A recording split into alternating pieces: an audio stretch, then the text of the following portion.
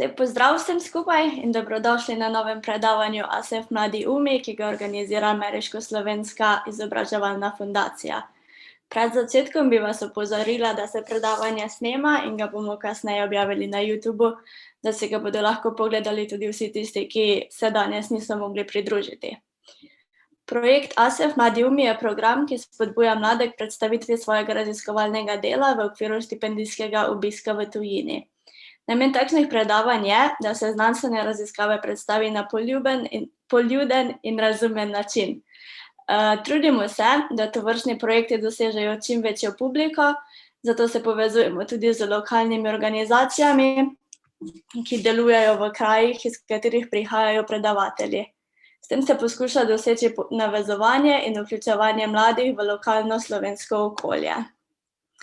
Današnje predavanje bo potekalo tako, da bo najprej Ines predstavila študentski klub Slovenskih goric, nato bom povedala nekaj besed o ASEF-u, predstavila današnjega predavatelja, potem pa bo Primož povedal o svojem raziskovalnem obisku in na koncu bo še nekaj časa za vprašanja. Sedaj bi pa predala besedo Ines, da nam pove o študentskem klubu. Lep pozdrav še z moje strani in strani študentskega kluba Slovenskih goric. Zelo smo veseli, da smo bili pozvani k sodelovanju in da lahko podpremo Primoža Kocbeka, ki pa izhaja iz lokalne skupnosti, v kateri delujemo.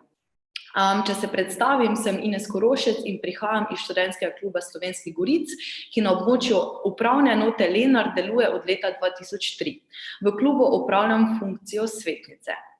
Zdaj čisto na kratko in za začetek, kaj sploh študentski klubi so in kako delujejo. Študentski klubi so tisti, ki se v bistvu zavzemajo za dobrobit študentov in dijakov na lokalni ravni. Po Sloveniji jih je kar 51, deljeni pa smo v 6 regij. V osnovi spadamo pod Študentsko organizacijo Slovenije, to imate na vrhu te sheme, kjer pa zastopamo eno od 4 entitet, Svet študentske organizacije lokalnih skupnosti, v nadaljevanju pa bom uporabila kratico Svet Šols. Zdaj ta Svet Šols imate spodaj levo, za lažjo orientacijo. Vsak klub ima v Svetu Šols svojega predstavnika, svetnika. Lahko torej rečem, da je v bistvu Šols najvišji skupen politični organ klubov. Obstaja še zveza Škis, vam najbolj znana po mojem po Škisovi tržnici, ki pa v primerjavi z Šolsom ni politični organ, temveč interesna zveza, ki pa vsebinsko, kadrovsko in finančno podpira delovanje Šolsa ter pomaga klubom pri delovanju skozi 4 vsebinske odbore. In ti odbori so odbor za izobraževanje, odbor za socialno in zdravstvo, odbor za visoko šolstvo ter mednarodni odbor.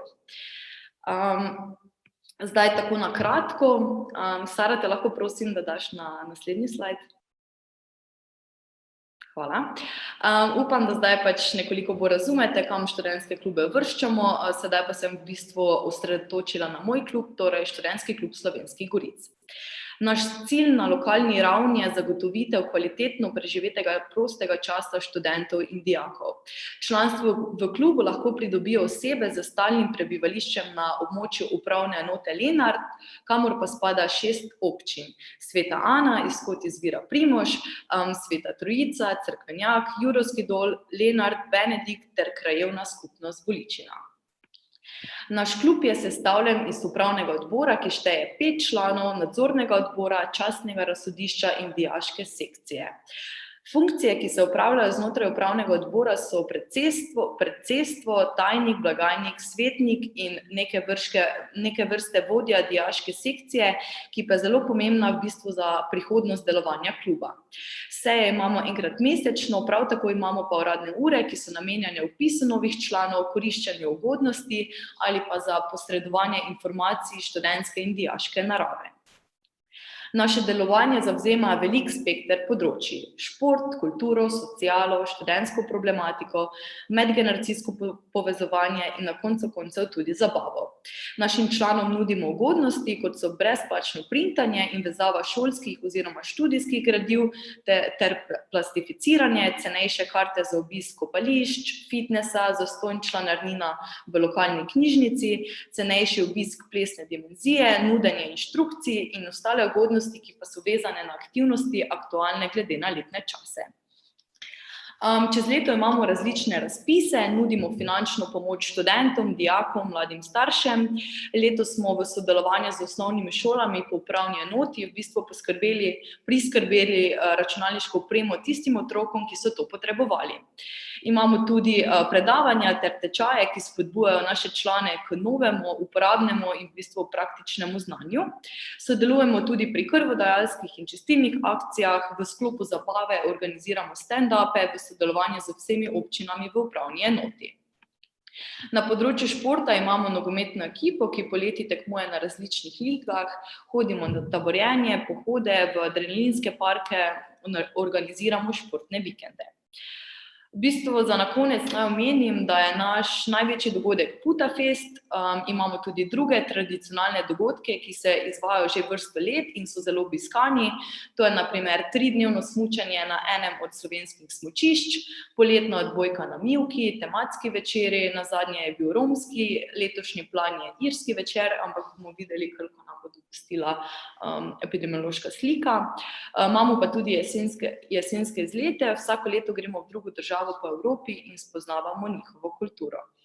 Zdaj v bistvu delovanje kluba se je v času epidemije precej spremenilo, vse dejavnosti in dogodke smo morali prestaviti na splet, kar nam je na začetku predstavljalo izziv, vendar smo se hitro znašli.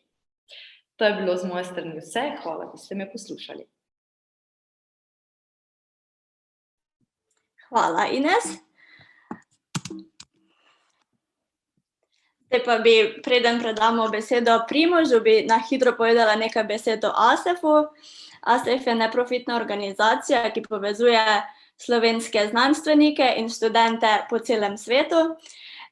In vsako leto omogoči slovenskim študentom raziskovalni obisk na prestižnih univerzah, kot so recimo Harvard, Princeton in Stanford, kjer se slovenski študenti potem vključujejo v raziskovalno delo slovenskih profesorjev.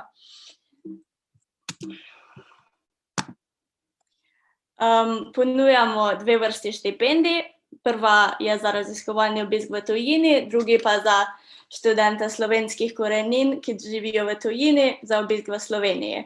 Štipendija traja 3 leta in v prvem letu študentje gredo na 10-tedenski raziskovalni obisk v tujino, v 3. letu pa sodelujejo pri številnih ASEF aktivnostih, kot so ASEF Speaker Series, ASEF tutorstvo, ASEF izjemne zgodbe in tako dalje. Če vas zanima še kaj več, ker sem bila zdajle kar hitra, pa lahko greste na našo spletno stran asef.net in si še malo več preberete sami. Zdaj pa, da predstavim današnjega predavatelja, Primoža. Primož je diplomirani matematik in trenutno doktorski študent biostatistike in raziskovalni asistent na Fakulteti za zdravstvene vede v Univerzi v Mariboru in je tudi ASEF Fellow leta 2019, ko je s pomočjo ASEF-a obiskal Univerzo Stanford, kjer je raziskoval s profesorjem računalništva Juretom Leskovcem in ukvarjala se pa z napovedovanjem komplikacij bolezni kroničnih bolnikov na podlagi EZZ. In Primož tudi danes še nadaljuje s tem raziskovalnim projektom. In zdaj pa bom besedo predala kar njemu, da nam pove še malo več. Hvala za besedo. Samo sekundo.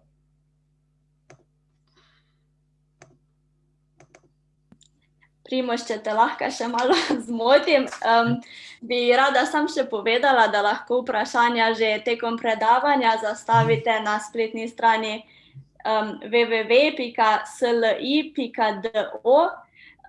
za kodo pa vtipkate #mladiumi. Mislim, da bo Barbara v chat napisala še točne podatke, da boste lahko našli. Izvoli, Primož. Okay. Hvala za besedo. Prvo bi se tudi zahvalil za študentskemu klubu Slovenskih Goric. Pač aktivnosti, ko so jih ponujali, seveda so pripomogle k mojemu razvoju in tudi posledica vsega tega so to raziskovalno delo, ki ga v bistvu zdaj izvajam. Tako da, hvala. Sedaj bi pač govoril o moji izkušnji raziskovalnega obiska na Stanfordu, kjer sem v bistvu bil član, kjer sem pač bil član skupine od Jureta Leskovca, Stanford Network Analysis Platform, kjer smo v bistvu sodelovali tako kot drugi raziskovalci in to je bila ena zelo dobra izkušnja. Recimo iz slike je razvidno, da sem raziskoval na William Gates Computer Science Building, ki je zelo znana. In tu na slikah se tudi vidi, kako je v bistvu izgledalo raziskovanje. Sicer ni izgledalo ne vem kaj, v bistvu si imel računalnik in monitor, vendar v ozadju pa je v bistvu bil velik podatkovni center, kjer smo v bistvu s kolegom, ki smo bila skupaj na tem raziskovalnem obisku, tudi obiskala in v bistvu kot informacija, recimo vrednost tega podatkovnega centra je nekje v okviru $100 milijonov. Tako da to je zelo impresivno. Na koncu raziskovalnega obiska je sledila tudi predstavitev rezultatov na projektu. Kot je že bilo omenjeno, je bilo to napovedovanje komplikacij bolezni z uporabo elektronskih zdravstvenih zapisov, kjer sem tudi sodeloval z zdaj profesorico Marinko Žitnik. In raziskovalni obisk je poleg samega raziskovalnega dela tudi prinesel spoznavanje slovenske skupnosti v okolici San Francisca oziroma tam v Bay Area, kjer smo se tudi z kolegom, ki smo skupaj šla, tudi sodelovala na različnih prireditvah, kot je v bistvu bila proslava ob dnevu državnosti oziroma kot so rekli Slovenian Statehood Celebration, kjer smo se srečali z Slovenci oziroma z Američani z slovenskimi koreninami in kjer smo tudi spoznali enega kolega, s katerimi smo potem tudi šli na različne road tripe. Recimo spodaj je vidno, da smo šli v Yosemite Park in pa tudi na road trip po Route 1, kar vsakemu tudi priporočam, da se enkrat udeleži. Pol pa druga stvar, ki smo tudi obiskali, je bilo tudi eno zanimivo predavanje o Primožu Trubarju, in sicer v San Francisco Slovenian Hall. Kar je bilo zanimivo je, da je v bistvu verjetno en Američan, ki je v bistvu živel v Sloveniji, verjetno znal več povedati o Primožu Trubarju, kot pa bilo kateri od nas. In je bilo tudi zelo zanimivo. Zdaj bi v bistvu začel malo predstaviti moje področje raziskovanja, in sicer predvsem elektronske zdravstvene zapise. Torej, kaj v bistvu to je? To so v bistvu definirani kot longitudinalno zbrani zdravstveni podatki o posamezniku ali populaciji. Recimo tale skica nekako predstavlja, kako bi to izgledalo v idealnem, kako bi to bilo idealno, vendar seveda tako še zdaj ne izgleda. To bo mogoče v bližnji prihodnosti, kjer bo v bistvu se prepletali algoritmi in pa razni decision support,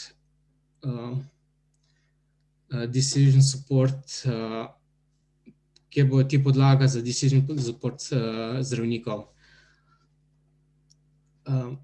Sedaj bi govoril o trenutnem stanju glede elektronskih zdravstvenih zapisov. Le-ta se v bistvu v zadnjih letih zelo povečuje, in sicer v sekundarne namene zunaj direktne zdravstvene obravnave pacienta, kar v bistvu lahko tudi vidimo z naraščanjem števila publikacij. Recimo, če v Google Scholar dodamo ključno besedo napovedni modeli, vidimo, da je še pred 5 leti bilo takšnih publikacij približno 370 in se v 5 letih to skoraj potrojilo na 1100.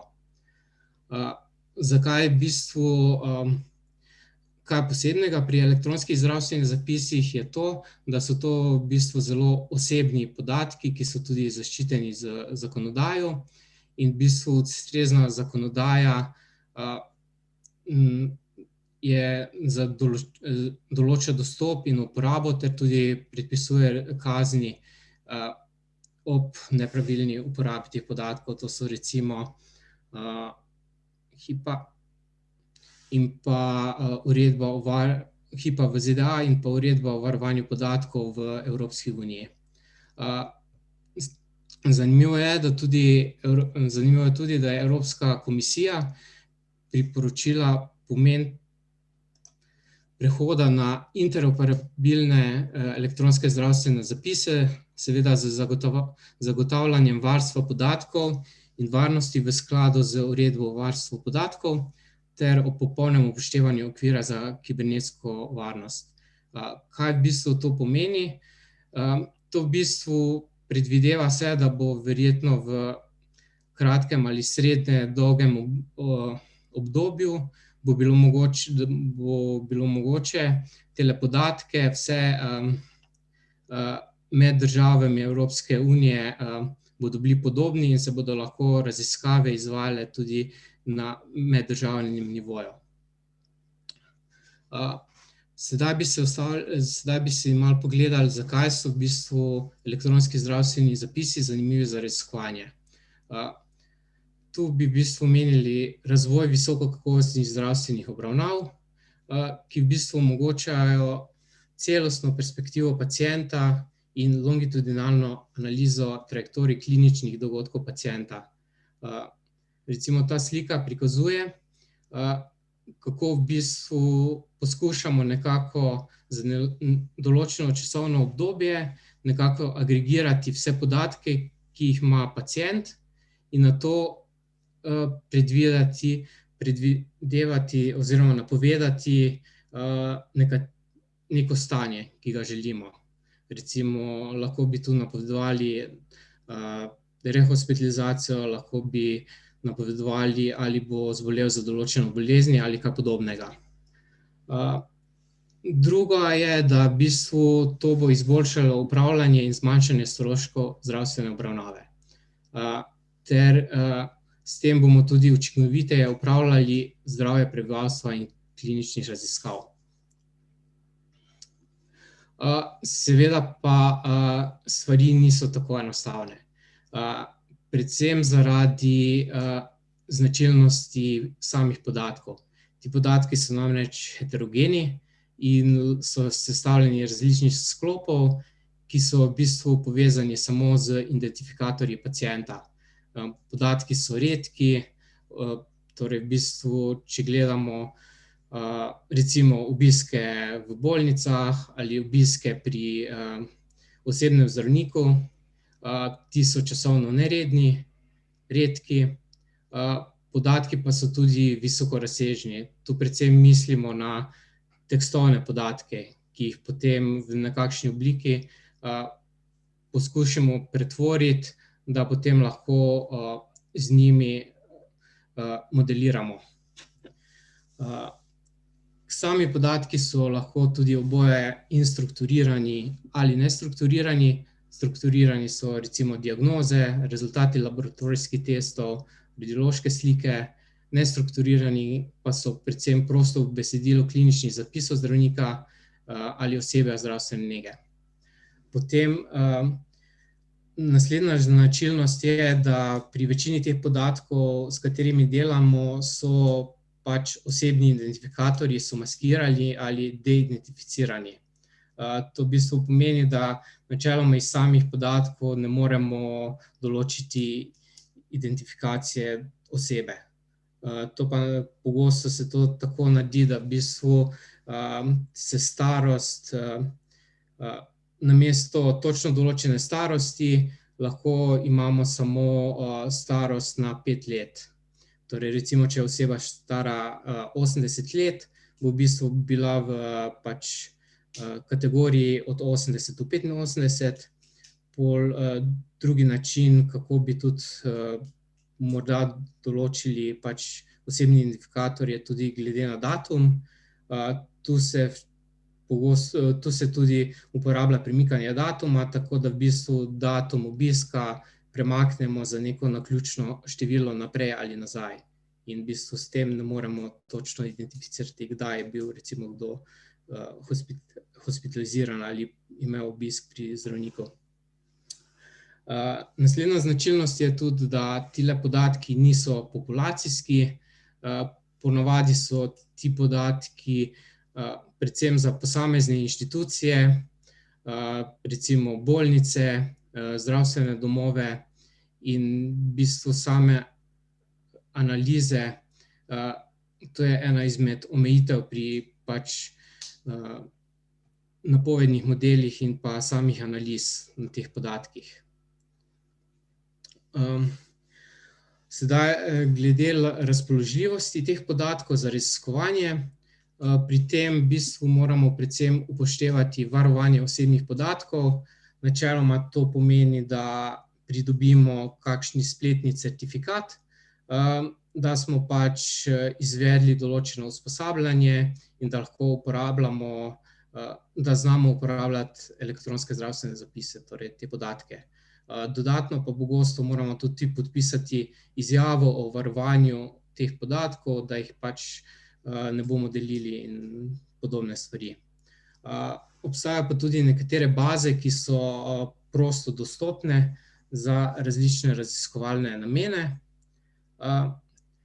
To so recimo Healthcare and Utilization Project, National Inpatient Sample ali pa State Inpatient Databases. To so predvsem ameriški podatki splošnih hospitalizacij, v katere so vključene recimo bolnišnice,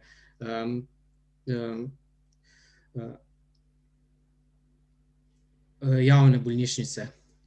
Potem pa imamo tudi specifične podatke, recimo iz enote intenzivne terapije oziroma enot intenzivne terapije in nege. To so predvsem MIMIC4 podatki, kar v bistvu je kratica za Medical Information Mart for Intensive Care. In so v bistvu eni izmed bolj uporabljenih podatkov, predvsem za najrazličnejše raziskave v zdravstvu.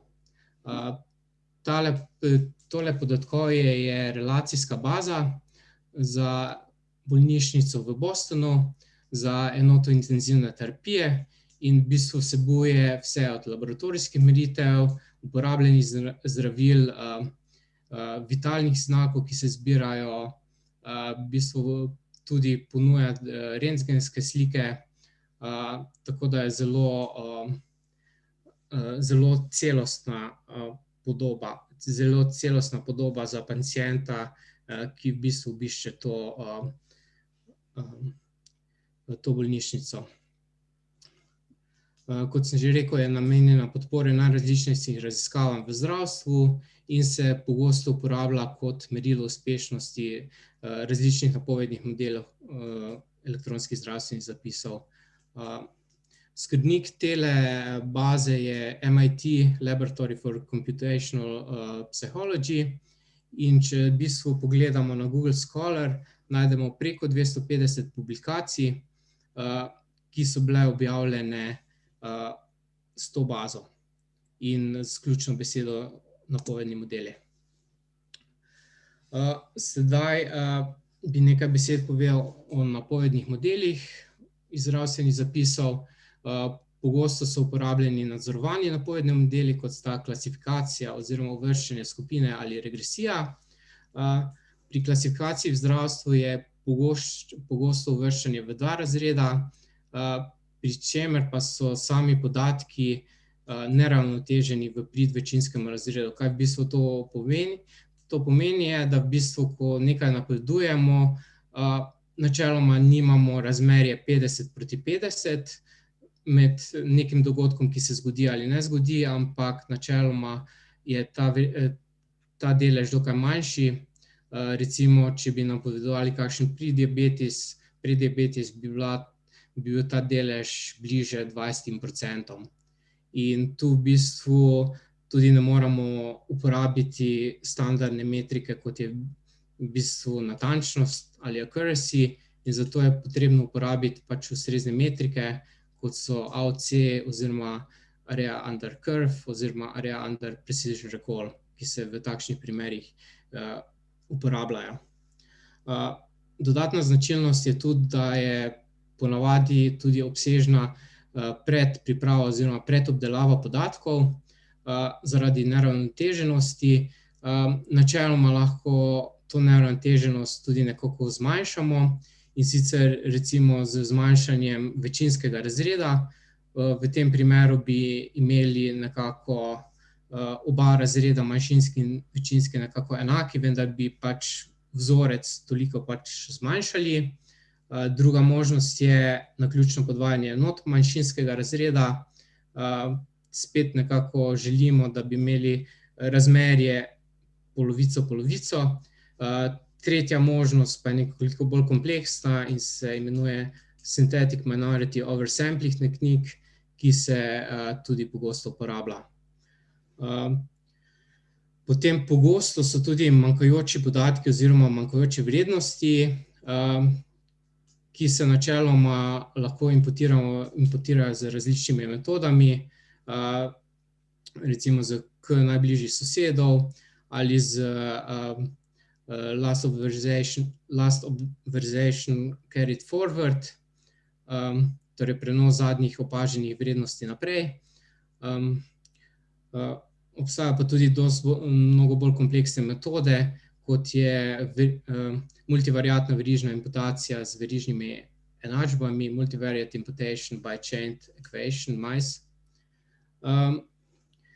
Zanimivo tu je tudi, kako v bistvu prikazujemo časovno odvisnost. Načeloma so podatki elektronskih zdravstvenih zapisov niso masivni podatki in v bistvu moramo nekako agregirati skupaj časovne odvisnosti, in to načeloma lahko naredimo, da določimo si nekatere časovne točke, lahko simbolne časovne intervale ali pa določimo časovne uteži. Še ena stvar, ki je v bistvu pogosto zaželena predvsem v zdravstvu, je oziroma potreba je po interpretabilnosti rezultatov, in to je tudi v bistvu skladno z uredbo o varovanju podatkov, kar bom tudi v nadaljevanju nekoliko podrobneje razložil. Sedaj si pogledamo, kako v bistvu napovedni modeli sematsko izgledajo. Tu imamo recimo prikazane 3 sheme. Prva je v bistvu klasični, to v bistvu nekako, kako se trenutno izgleda. Torej, v bistvu zdravnik oziroma zdravstveni delavec pomaga pri vnosu podatke v elektronske zdravstvene zapise. Nato, ko imamo elektronski zdravstveni zapis, ta služi kot nekakšni input za v bistvu naš algoritem, in v bistvu tu poteka v bistvu raziskave, in ko v bistvu tale algoritem se pač deploya oziroma pač uporablja, dobimo nek output, ki v bistvu služi kot klinična podpora pri odločanju. Vso odločanje seveda je še vedno v še vedno izvaja zdravnik oziroma zdravstveno osebje. In potem to odločanje seveda lahko tudi gre nazaj v elektronski zdravstveni zapis in potem lahko od tega spet prilagodimo raziskave in sam algoritem. To je v bistvu klasični pristop, ki je sedaj v uveljavi, potem naslednji je v bistvu integracijski pristop, ta bo mogoče v bližnji prihodnosti.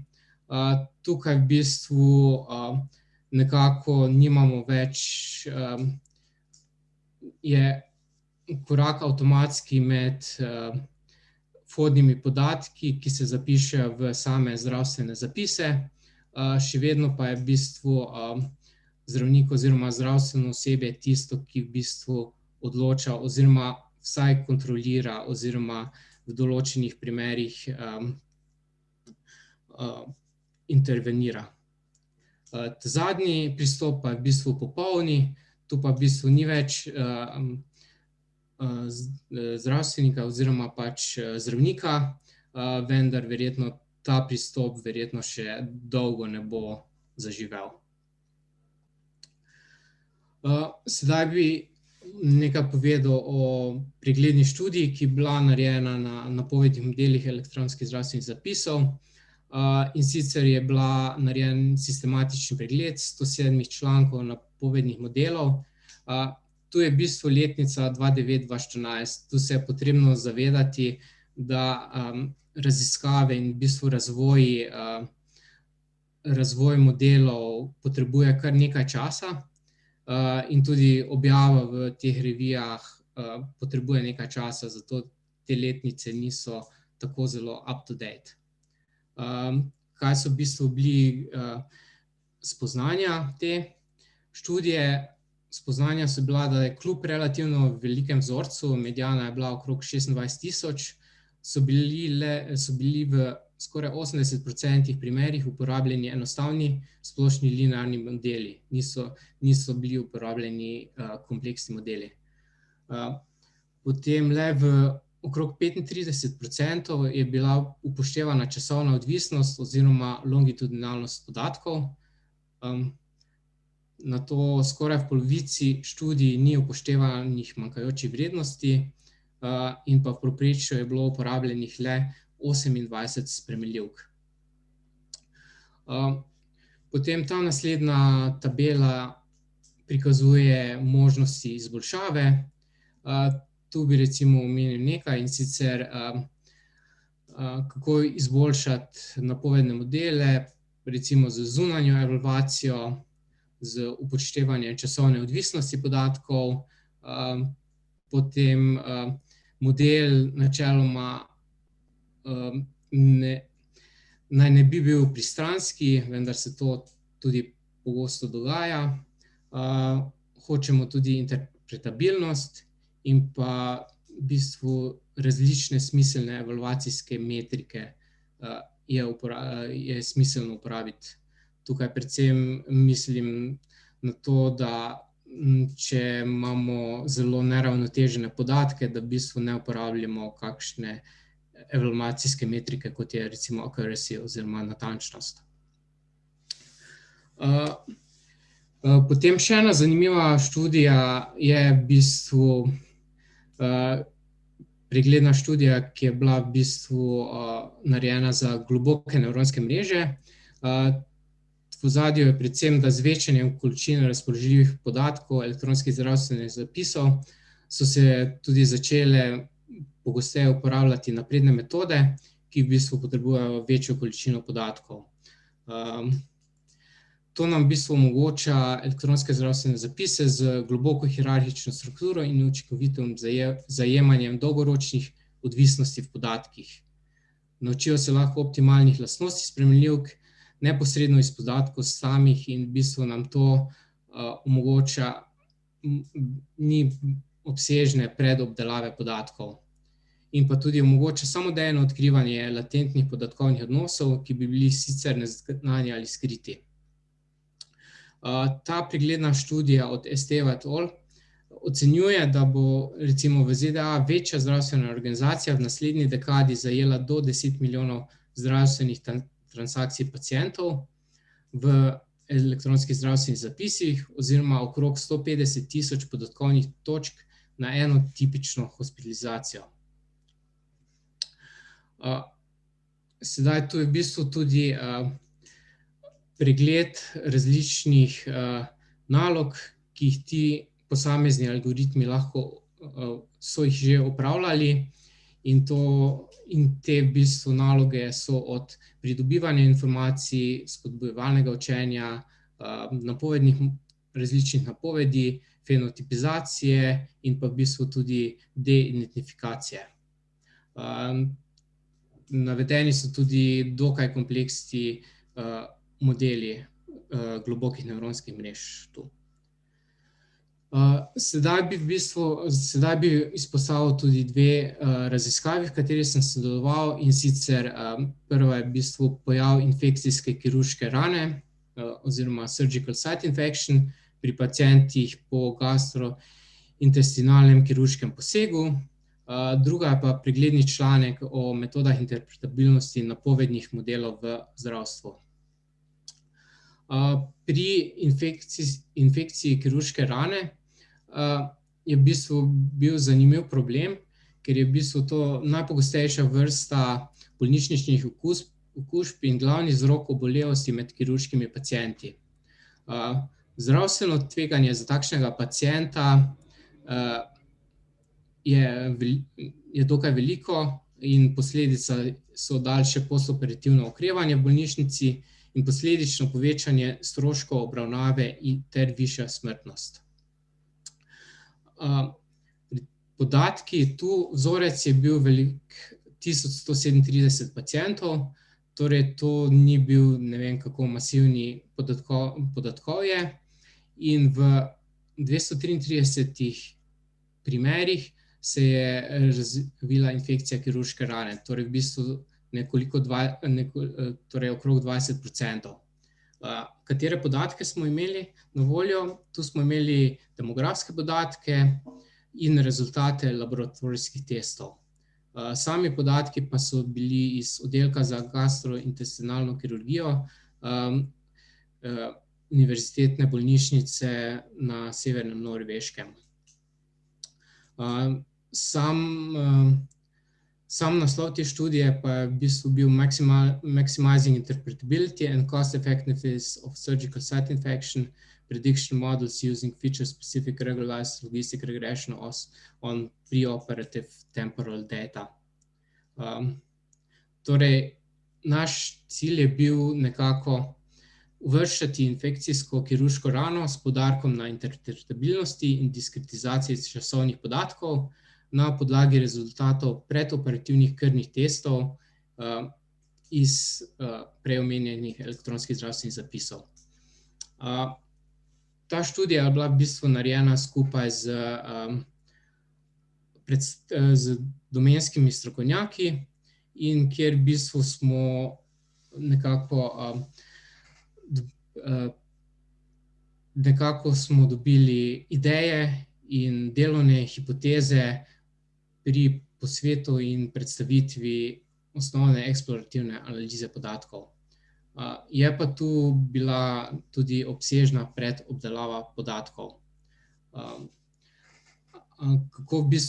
Kaj v bistvu pri predobdelavi podatkov mislim?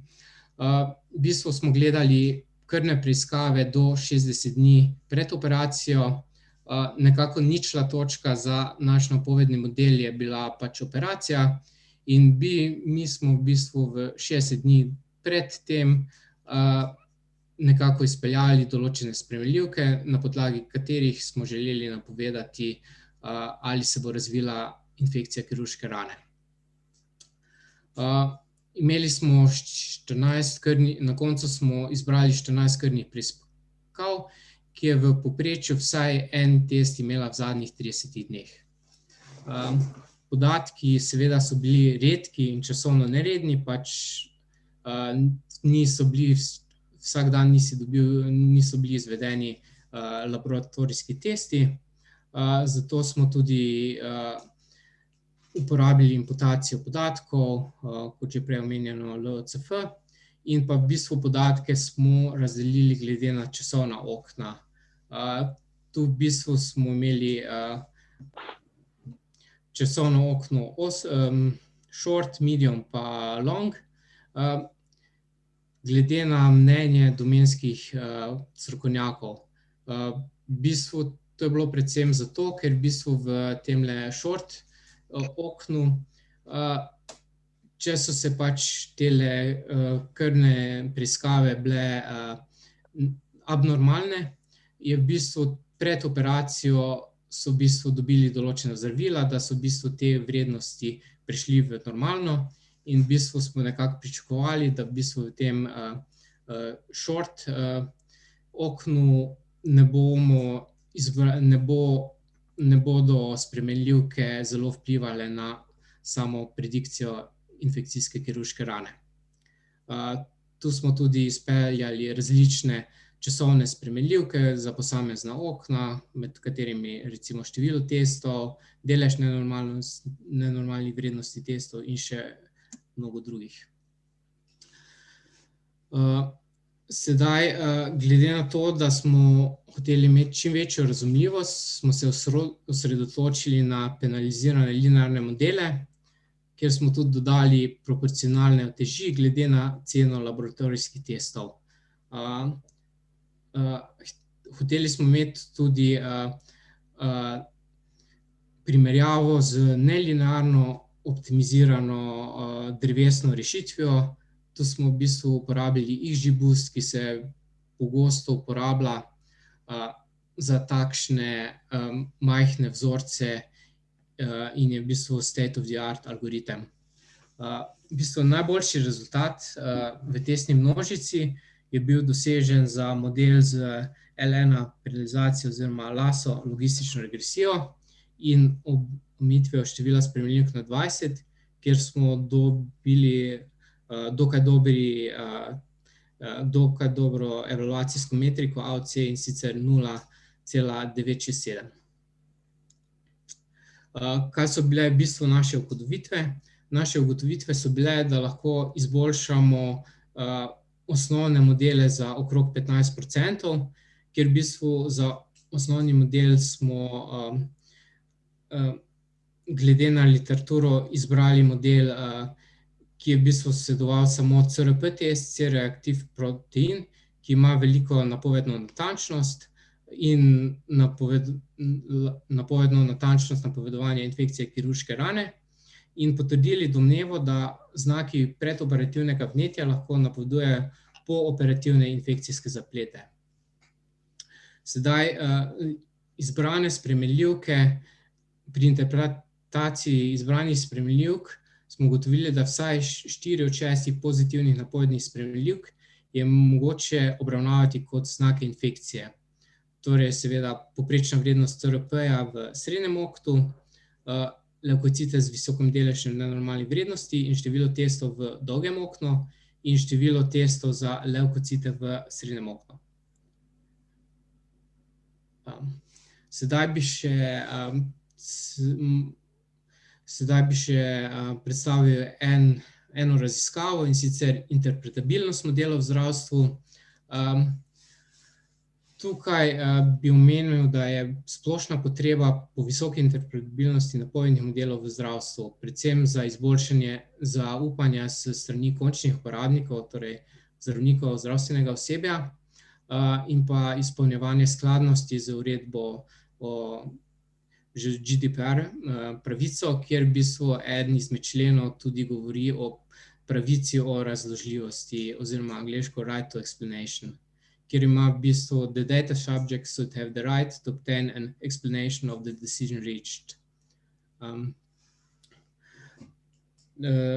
Napovedni modeli v zdravstvu so v splošnem tudi osredotočeni na posameznika in bi zahtevali vsaj lokalne pristope za razlago, da bi omogočili najvišjo stopnjo interpretabilnosti. Sedaj, sam pojem interpretabilnosti modelov v bistvu še ni enolično definiran in opredeljen, kako ga urednotiti, zato je še to, zato se še aktivno raziskuje in v bistvu smo mi uporabili spodnjo operativno definicijo, ki je v bistvu osredotočena na končnega uporabnika. Torej, v bistvu model je interpretabilen, če ga lahko končni uporabnik oceni, pri čemer je utemeljitev napovedi razložena na takšen način, da končnim uporabnikom daje razloge za sprejem ali zavrnitev napovedi in priporočil, ki ga model mu ponudi.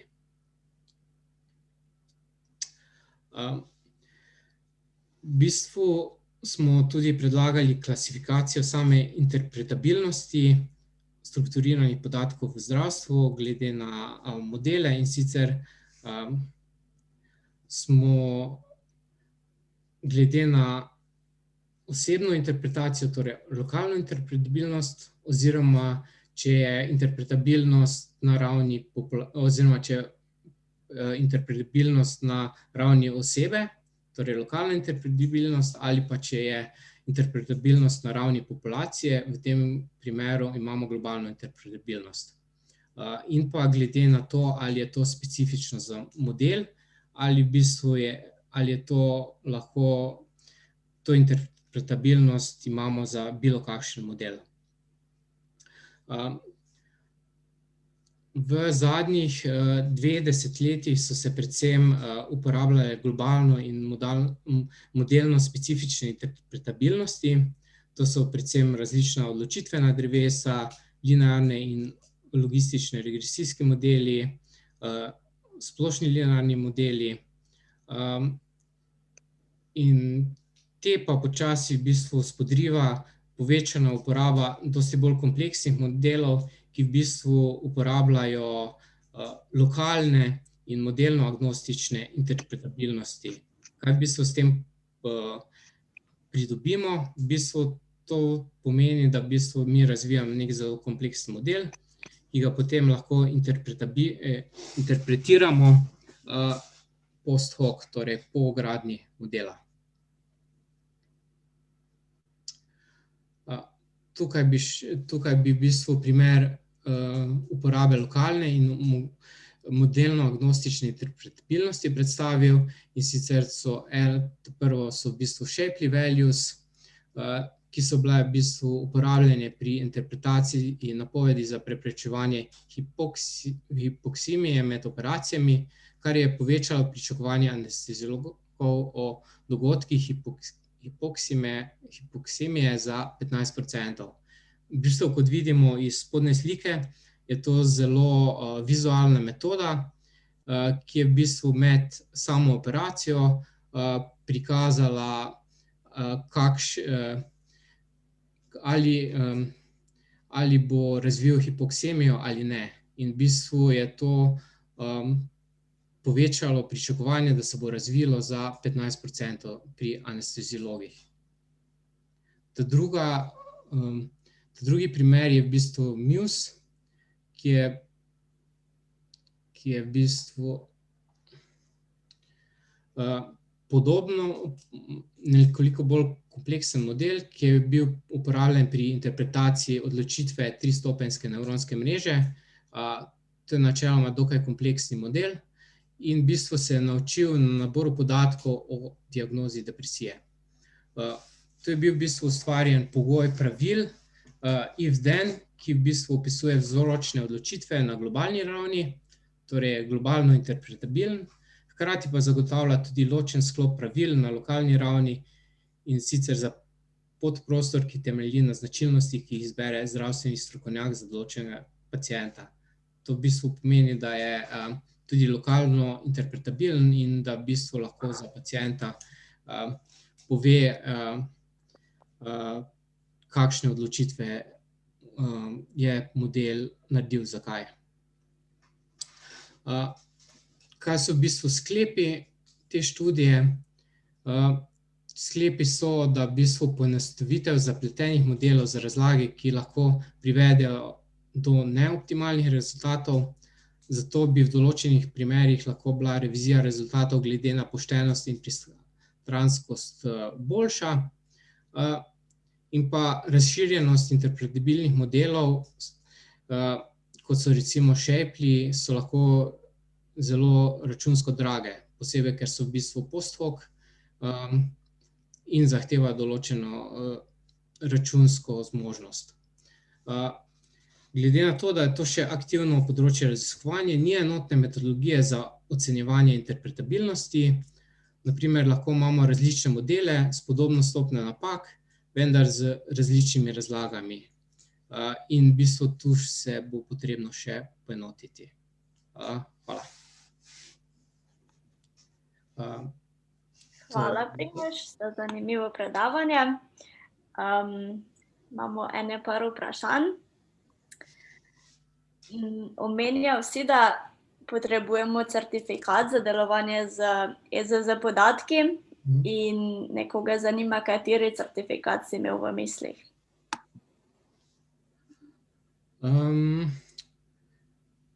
To je v bistvu,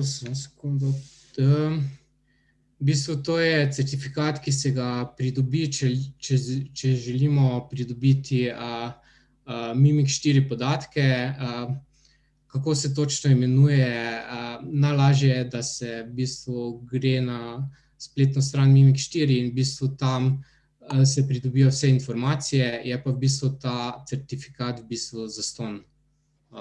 Bom pa pogledal in lahko sporočim točno ime certifikata in kako se ga pridobi, če zanima koga. Hvala.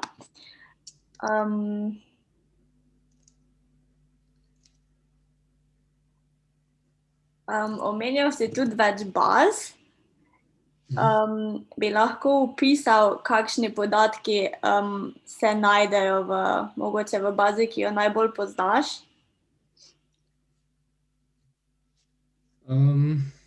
Recimo, kot sem že omenil, je v bistvu baza Mimic 4, ki je bila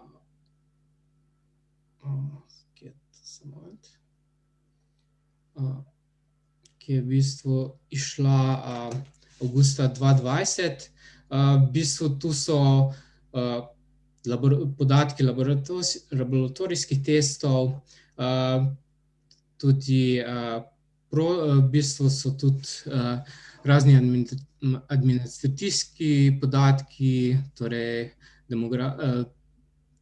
demographics, pol so tudi različni prosti tekst, prosti tekst v smislu discharge records, raznih tehle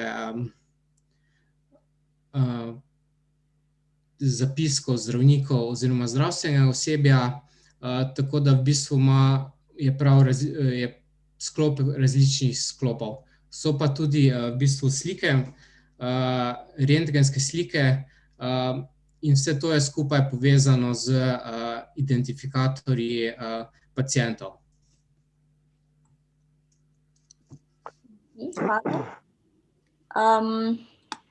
Nekoga je zanimalo tudi, če bo možno dobiti prosojnice tvojega predavanja.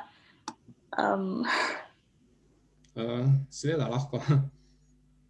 Verjetno najbolj zato v tem primeru kontaktirajo na e-mail naslov. Ja. Kako je pa z raziskavami z napovedanimi modeli za slovenske EZZ? Raziskave seveda obstajajo in se tudi izvajajo. Glavna nekakšna težava je v bistvu pridobitev podatkov, ki je nekoliko bolj zapletena in tudi do neke mere počasna, saj se pač podatki morajo ustrezno deidentificirani in preveriti skladno z uredbo o varovanju osebnih podatkov, hkrati pa morajo biti tudi izpolnjene vse zakonske podlage, da v bistvu se te podatki pridobijo. Zato sem tudi predvsem tu omenjal podatke, ki so v bistvu bili ameriški oziroma norveški, ki se nekako dobijo lažje kot pa slovenski. Hvala, Primož. Glede na današnje čase COVID-a, če ima nekdo svojo, glede na to, da ima COVID svojo diagnozo, kako je s takšnimi napovednimi modeli? Tukaj je seveda glavna težava v tem, da se pridobijo podatki elektronskih zdravstvenih zapisov z nekaj zamika. Tako da se bojo kakšni bolj kompleksni splošni modeli verjetno začeli razvijati v bližnji prihodnosti, ko bodo v bistvu ti podatki na voljo. Seveda je bilo nekaj modelov že razvitih, vendar na elektronskih zdravstvenih zapisih, vendar so ti bili načeloma razviti na dokaj majhnih vzorcih. Okay. Kakšna je pa recimo uporaba napovednih modelov EZZ v praksi? Kot sem predstavil, naslednje študije so se v preteklosti razvijali predvsem različni osnovni modeli.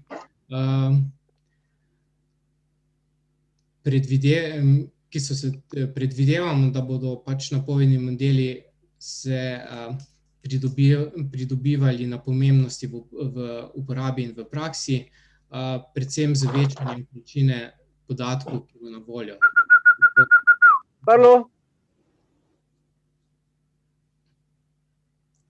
Tako da predvidevamo, da bo da bo razvitih dokaj več modelov v prihodnosti v praksi in se bodo tudi uporabljali v praksi. Hvala. Ali bi se bilo smiselno posvetiti zapisom zdravnikov s pomočjo NLP in izdelovati napovedne modele, ker bi poleg ostalih podatkov bili upoštevani tudi ti zapisi? Seveda.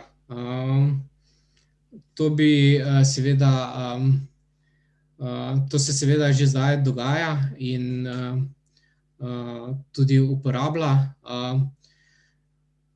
V bistvu s tem se lahko obogatijo načeloma obogatijo napovedni modeli, imamo boljše rezultate, ne nujno v vseh primerih, tako da če bo večja količina podatkov, potem predvidevam, da bodo tudi modeli, ki bodo to vključevali, imeli boljšo napovedno natančnost. Tako da seveda. Super. A se vam je že kdaj uspelo dogovoriti za sodelovanje s slovenskimi inštitucijami, recimo za modeliranje kakšnih podatkov? Ja, v bistvu sodelovali smo na primarni z ponudniki storitev na primarni ravni, in sicer v referenčnih ambulantah, kjer smo pridobili podatke za nekaj let nazaj, vendar je to bilo v dokaj omejenem obsegu. Nismo pač na nivoju države, ampak v bistvu samo za 10 v bistvu ambulant in smo v bistvu modelirali podatke na tem, vendar ja, se strinjam, ni ravno najlažje pridobiti slovenskih podatkov. Hvala. Nekdo si res želi slajde in prosi, če bi lahko bili na Facebook strani objavljeni. Bomo kasneje videli, kakšne so možnosti, če se da to izvesti.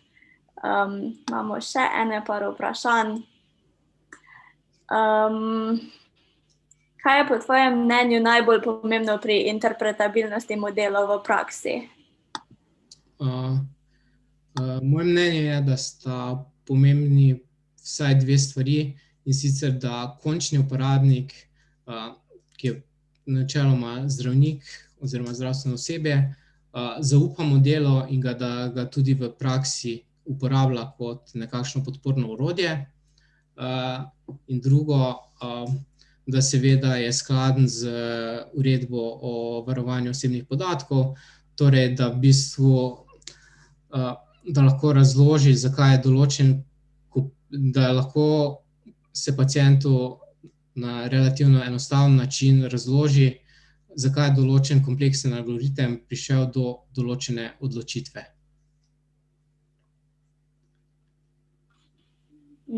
Hvala.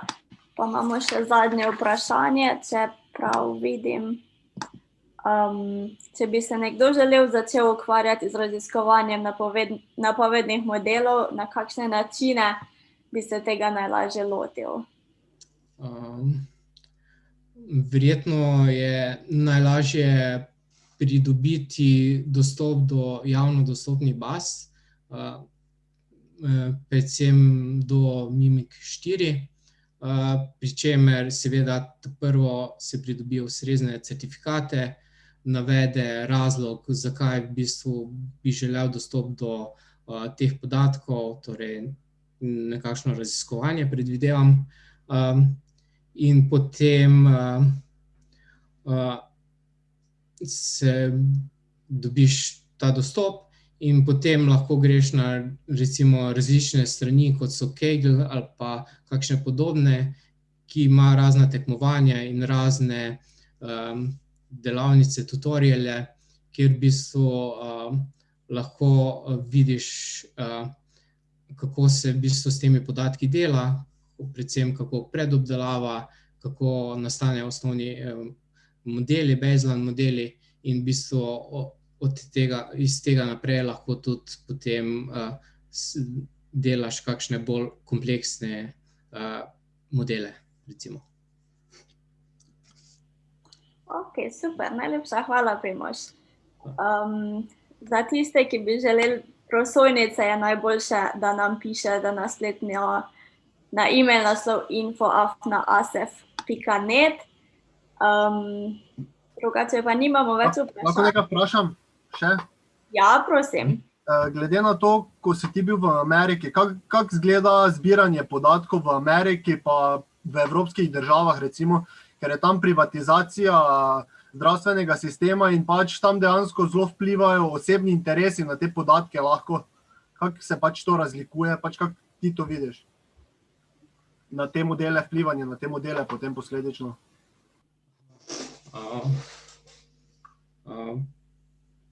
V bistvu tem se tako specifično nisem ukvarjal. Verjetno sigurno je razvidna kakšna pristranskost oziroma bias. Verjetno bi se videl kak bias pri razvoju teh modelov. Samo, kot sem rekel, jaz se s tem načeloma nisem ukvarjal, tako da nimam kakšnega dobrega odgovora. Hvala. V redu, potem bi se pa najlepše zahvalila vsem, ki ste se nam danes pridružili, in pa še posebej hvala tebi, Primož, za zanimivo predavanje in pa študentskemu klubu Slovenske Gorice za soorganizacijo dogodka. Vabimo vas za konec, da obiščete tudi našo spletno stran, nas povšečkate na socialnih omrežjah, da boste videli naša prihajajoča predavanja in ostale aktualne zadeve. Prosila bi vas pa tudi, da izpolnite anketo o dogodku, ki ste jo prejeli na e-mail. Hvala in lep večer vsem še naprej.